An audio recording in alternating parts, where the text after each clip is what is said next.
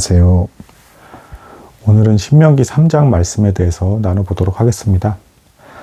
오늘 말씀은 하나님께서 주시는 위로의 말씀이다 라고 이제 볼 수가 있겠습니다. 사실은 더 정확히 말씀을 드리자면 신명기 1장에서부터 이미 하나님은 모세를 통해서 백성들을 위로하고 있다 라고 이제 볼 수가 있겠습니다.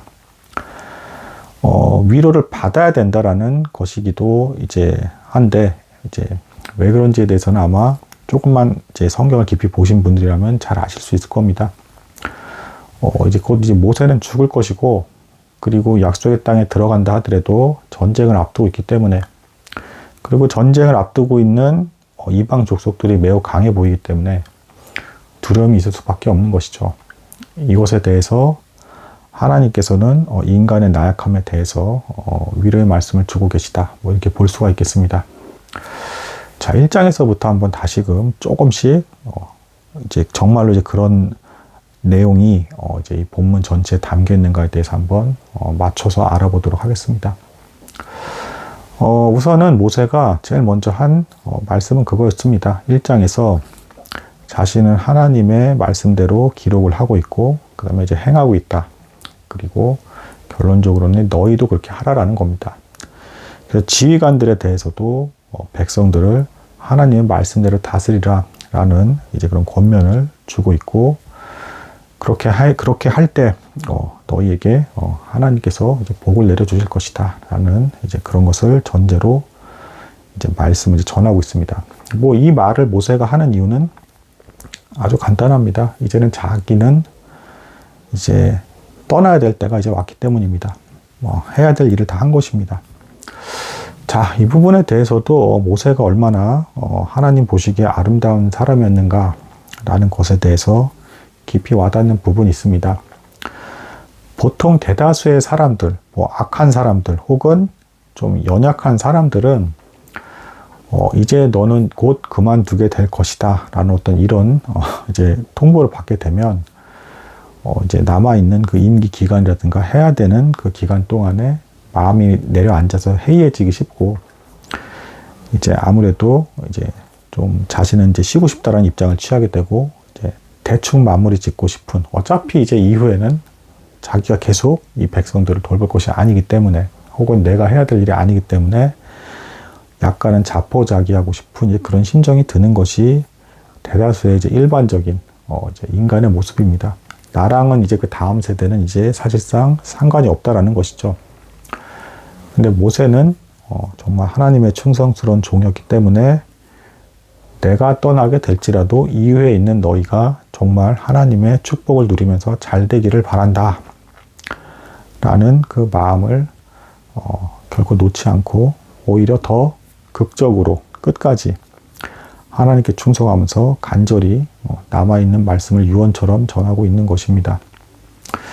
그러니까 참으로 이제 놀라운 사람이 아닐 수 없습니다. 이후에 백성들이 겪게 될 전쟁 과정, 물론 엄청나고 혹독한 시련이지만 냉정하게 얘기해서 이제 모세는 죽을 거기 때문에 자신과는 상관없는 일입니다. 근데 이제 그럼에도 불구하고 자신이 죽게 되든 말든 이 백성들이 잘 되기를 바라면서 계속해서 끝까지 격려를 주고 있는 것입니다.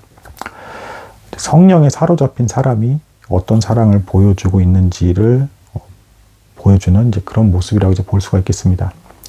어제 제가 말씀드리진 않았지만 사실은 2장에서도 이미 위로의 말씀이 있었어요. 어제 2장에서는 하나님께서 어떤 족속은 멸하고 어떤 족속은 멸하지 말라라는 걸 이제 가르쳐 주셨죠. 그때 멸하지 말라고 한 족속, 그 이제 모압, 암몬 족속이 있었고 에돔 족속이 있었죠.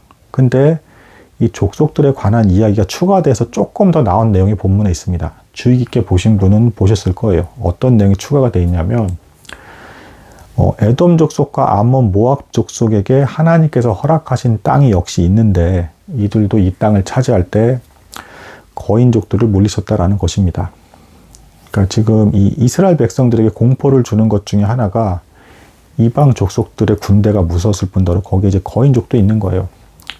실제로 과거의 그 정탐꾼 사건, 이때 이제 하나님의 그 분노를 받아서, 진노를 받아서 이제 징계를 받게 돼서 40년간 광야를 돌게 되죠.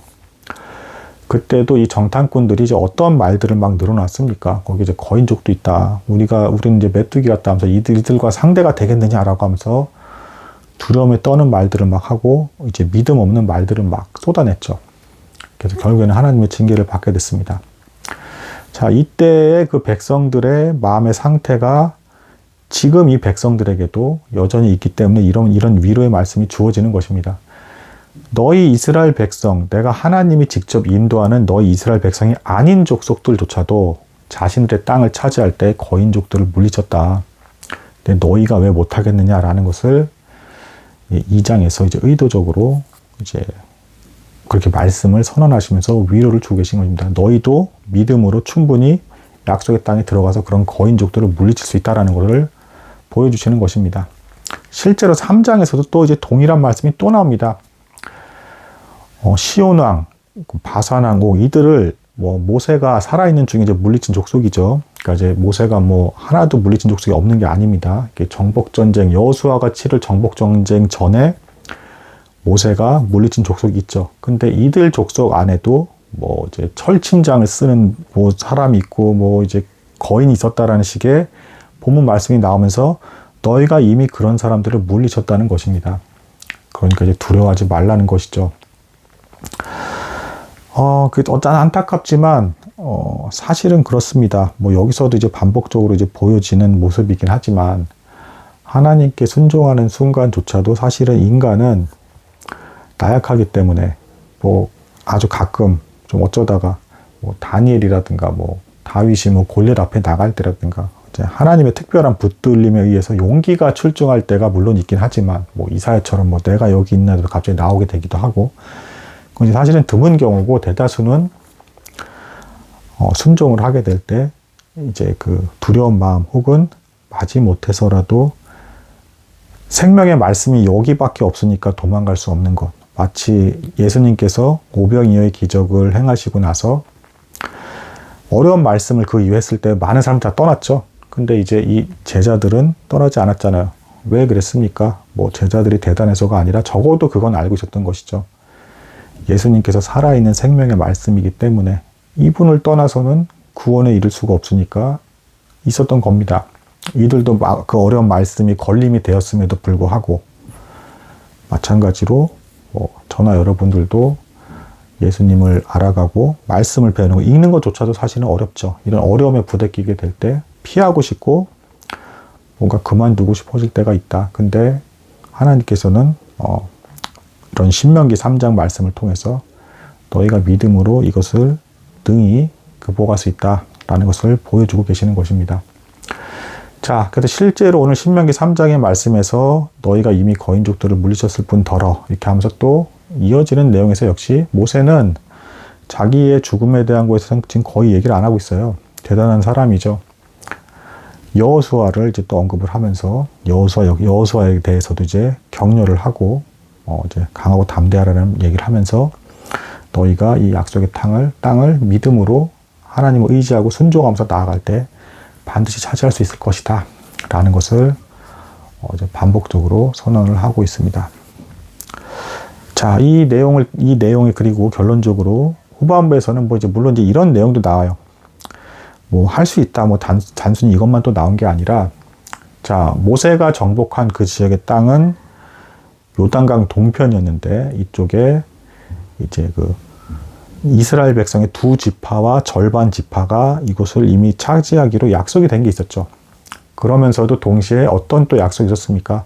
이 땅을 주는 대신 정복전쟁이 발생을 했을 때는 이 두 지파와 절반 지파가 앞장서서 전쟁에 참여하라는 약속도 이제 지켜야 되는 거였죠. 이거를 모세는 다시금 상기시키고 있습니다. 그러니까 형제 간의 다툼이나 분란이 없이 지켜야 될 것에 대해서는 반드시 지켜라. 하나님 앞에서 다 이제 언약이 된 것이기 때문에 이것을 지켜서 너희가 형통하게 되길 바란다. 라는 것을 지금 반복적으로 확인해서 말씀해 주고 있는 말씀이 신명기 3장입니다. 자, 사실 저 같은 사람도 사실 겁이 되게 많은 사람이고, 하나님의 말씀에 순종한다, 애쓴다라고 하지만, 마지못해서 순종하게 되는 경우들도 대단히 많습니다. 뭐 이 사람들은 뭐 아예 그냥 전쟁을 앞두고 있는 건데 얼마나 더 무섭겠습니까? 근데 하물며 우리는 어떻습니까? 성경 말씀을 읽는 것조차도 힘들어하는 그런 세대에 이제 살고 있습니다.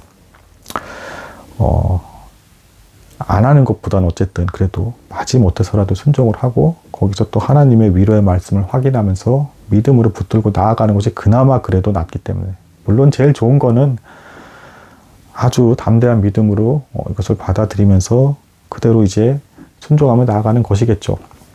하지만 그렇지 않은 상태에 있을지라도 이런 위로의 말씀을 다시금 확인하면서 자신의 본분을 확인하고 하나님과 동행하며 하나님께서 이루어주실 것을 기대하며 살아가는 것이 우리에게 주어진 믿음의 축복의 삶이 아닌가라는 이제 생각이 듭니다. 오늘은 뭐 여기까지는 하도록 하겠습니다. 감사합니다.